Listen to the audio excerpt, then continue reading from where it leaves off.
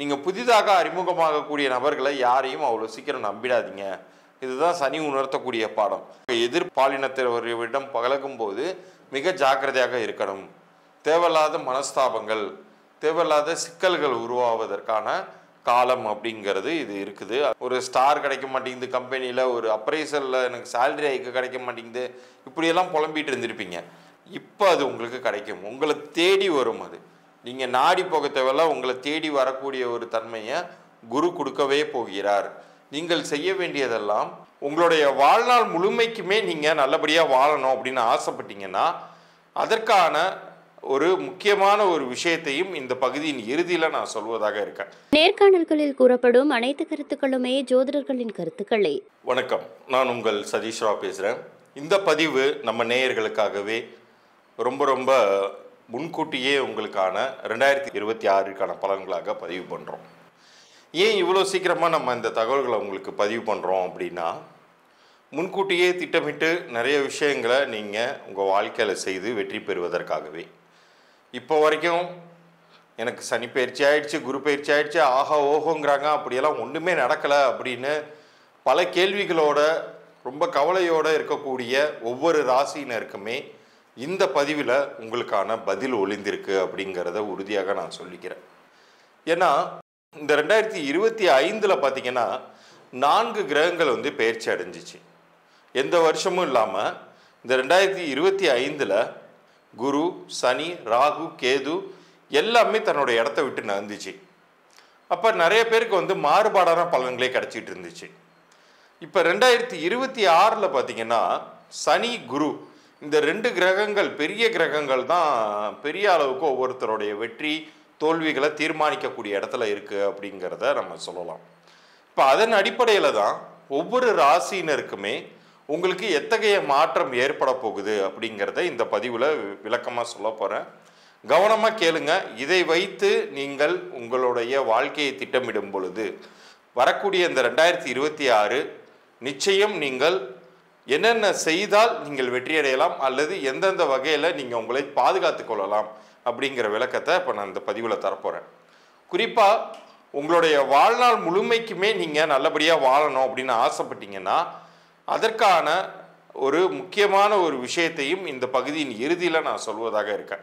யாரெல்லாம் நம்ம சேனலை சப்ஸ்கிரைப் பண்ணி ஸ்க்ரீன்ஷாட்டோட உங்களுடைய பிறந்த தேதி, உங்களுடைய பெயரை நீங்கள் அனுப்பும் பொழுது உங்களுக்கான இலவச எண்கணித பொது பலன்கள் நான் அனுப்புவேன். அதன் மூலமாக உங்கள் பெயர் பொருந்துதா இல்லையாங்கிறத நீங்கள் தெரிந்து கொள்ளலாம். அது ஏன் தெரிஞ்சுக்கணும் அப்படிங்கிறதெல்லாம் இந்த பகுதியின் இறுதியில் நான் உங்களுக்கு சொல்கிறேன். இப்போ பகுதிக்குள்ளார போகலாம். கன்னி ராசிக்கு இந்த 2026 என்ன விதமான பலன்களை கொடுக்க போகிறது அப்படிங்கிறத பார்ப்போம். உண்மையிலே சொல்லப்போனால் கன்னி ராசிக்கு இந்த 2025 யோகமாக தான் இருந்துச்சு. ஆனால் ஒரு சில பேர் அதை ப்ராக்டிக்கலாக எங்களால் உணர முடியல அப்படின்னு சொல்லியிருந்தீங்கன்னா இப்போ வரக்கூடிய இந்த 2026 நிச்சயம் வெற்றிகளை தரக்கூடிய வகையில் தான் இருக்க போகிறது. காரணம் என்ன? குரு 11ஆம் வீட்டில் அமர்ந்து லாபஸ்தானத்தில் அமர்ந்து உங்களுக்கு பெரிய நன்மைகளை ஏற்படுத்த போகிறார். இன்னொரு பக்கம் சனியை பொறுத்த வரைக்கும் அவர் 7ஆம் வீட்டில் அமர்ந்து உங்களுக்கு நட்புகள் ரீதியாக ஒரு சில புதிய நபர்களை அறிமுகம் செய்து அவர்களினால் ஒரு சில நேரங்களில் காரிய தடைகள் ஏற்படுவதற்கான சூழ்நிலைகளை உருவாக்கப் போகிறார். ஸோ நீங்கள் புதிதாக அறிமுகமாகக்கூடிய நபர்களை யாரையும் அவ்வளோ சீக்கிரம் நம்பிடாதீங்க.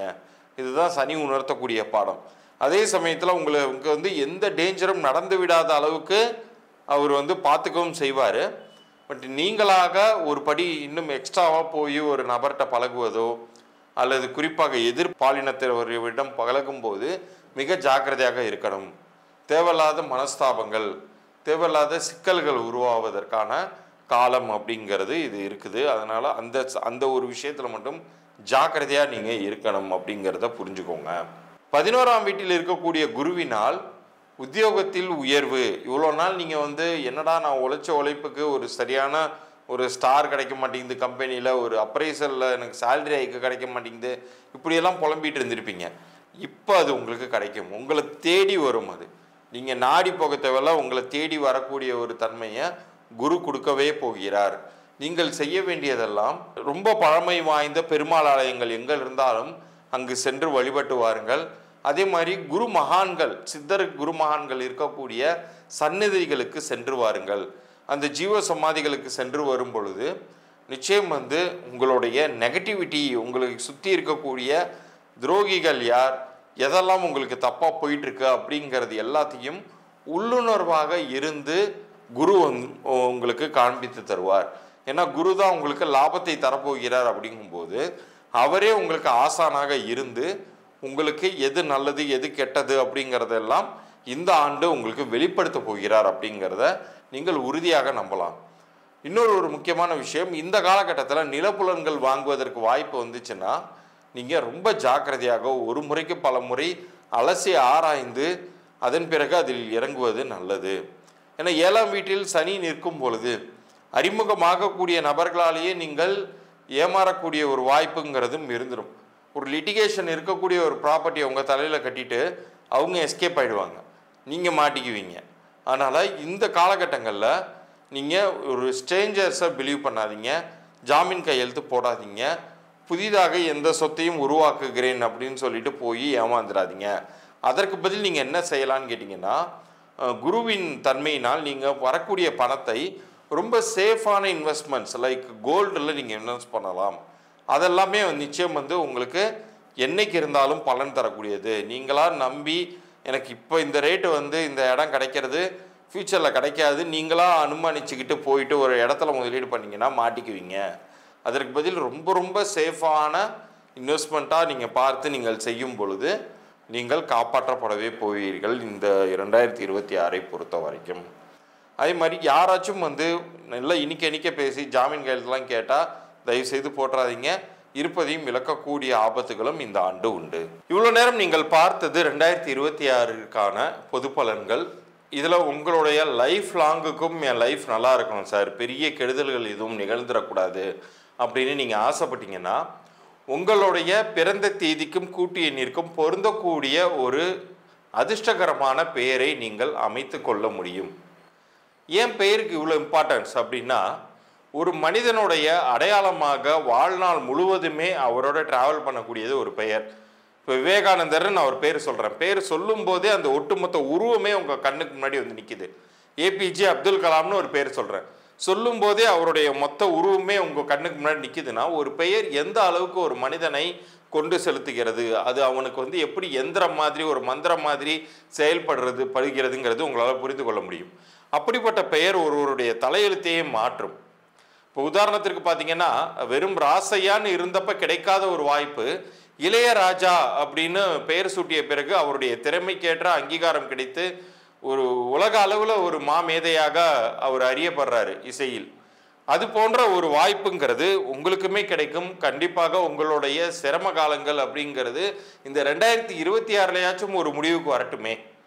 அப்போ அதுக்கு உங்களுடைய தற்போதைய பெயர் நல்லா இருக்கா இல்லையாங்கிறத நீங்கள் தெரிஞ்சுக்கணும்.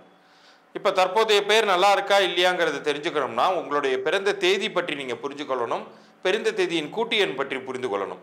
ஸோ நீங்கள் என்ன பண்ணுறீங்க, உங்களுடைய பிறந்த தேதியும் உங்களுடைய பெயரையும் நீங்கள் எனக்கு வாட்ஸ்அப் பண்ணுங்கள். கீழே தெரிகிற என்னுடைய வாட்ஸ்அப் எண்ணிற்கு நம்ம சேனலை சப்ஸ்கிரைப் பண்ணி ஸ்க்ரீன்ஷாட்டோட அனுப்பும்போது நான் ஒரு 3 நாட்களுக்குள்ளார உங்களுக்கான பதில்களை நான் அனுப்பிச்சி வைக்கிறேன். அதில் அந்த பெயர் பொருந்தி இருக்குன்னாலும் வெளிப்படையாக நான் சொல்லிடுவேன்.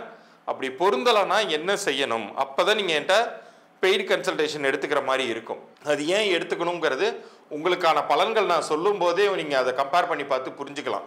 ஆமாம் சார், என் லைஃப் இப்படி தான் சார் இருக்குது அப்படிங்கிறத புரிந்து கொண்டு அது உங்களுக்கு மாற்றம் தேவைப்பட்டுச்சுன்னா நீங்கள் மாற்றிக்கொள்ளலாம். நிச்சயமாக இந்த 2026 உங்களுக்கு ஒரு புது வசந்தம் மிகுந்த ஒரு ஆண்டாக நீங்கள் மாற்றிக்கொள்ள இறைவன் கொடுக்கக்கூடிய வாய்ப்பாக இதை நீங்கள் கருதணும்.